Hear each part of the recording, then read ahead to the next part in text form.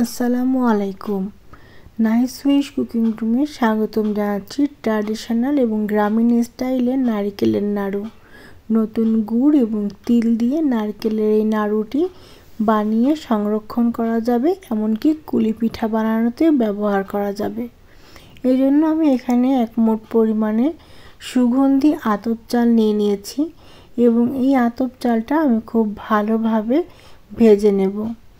এই রেসিপিটি একদমই গ্রামীণ স্টাইলে আর একদমই ট্র্যাডিশনাল একটা রেসিপি। নাড়ুর বানানোর এদিক ওদিক বিভিন্ন রকম সিস্টেম তৈরি হয়েছে, তবে এটা একদমই গ্রামীণ স্টাইল। নাড়ুটা সংরক্ষণ করে রাখা যায় অনেক দিন পর্যন্ত। আর এভাবে সুগন্ধি আতপ চাল ভেজে দিলে এটা খেতে আরও সুন্দর লাগে। যখন এটা ব্রাউন কালার হয়ে যাবে এবং ভাজাটা খুবই ভালো হয়ে যাবে, তখন এটাকে আমরা সাইডে রেখে পরে গুঁড়ো করে নেব পাটায় অথবা ব্লেন্ডারে। আমি এখানে 2 কাপ নারকেল এবং 1 কাপের বেশি গুড় দিয়েছি তেজপাতা দিয়ে এবার আমি এগুলোকে খুব ভালোভাবে নাড়াচাড়া করব।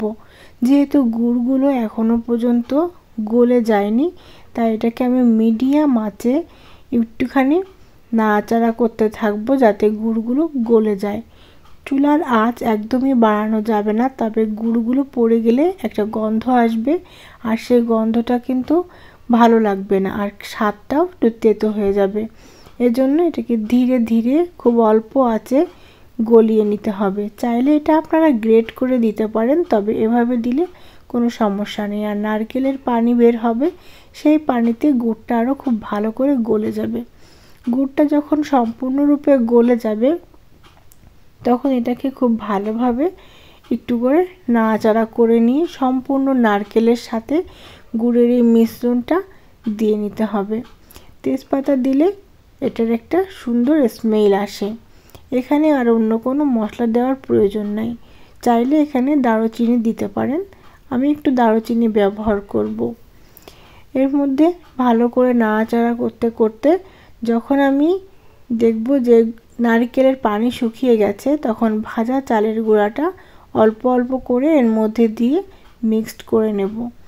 এটা কিন্তু একদম লো ভলিউমেই করতে হবে।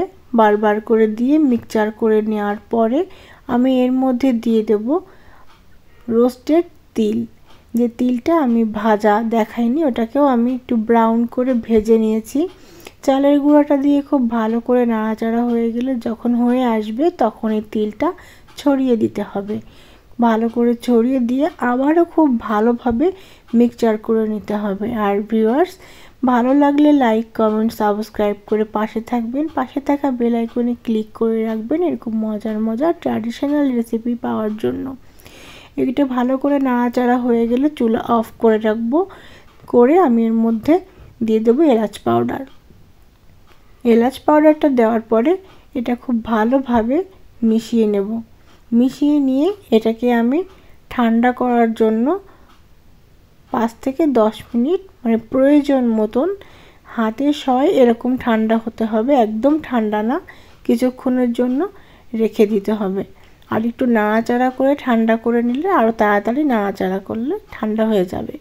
এবার হাতের মধ্যে একটু তেল মেখে এভাবে মুঠ করে নিজের পছন্দ অনুযায়ী বল বল করে গড়ে নিতে হবে। চাইলে আপনি এটাকে লম্বা শেপ দিতে পারেন, আর যেহেতু নাড়ু গোলই হয়, তাই এখানে গোল গোল করে গড়ে নিচ্ছি। তো এটা দিয়ে আপনি সারা বছর সংরক্ষণ করতে পারেন ফ্রিজে অথবা নর্মালে। এমনকি এটা দিয়ে আপনি পুলি পিঠা বানিয়েও খেতে পারবেন যখন মনে চায় তখন। তো এই ছিল আমার আজকের রেসিপি। আল্লাহ হাফেজ।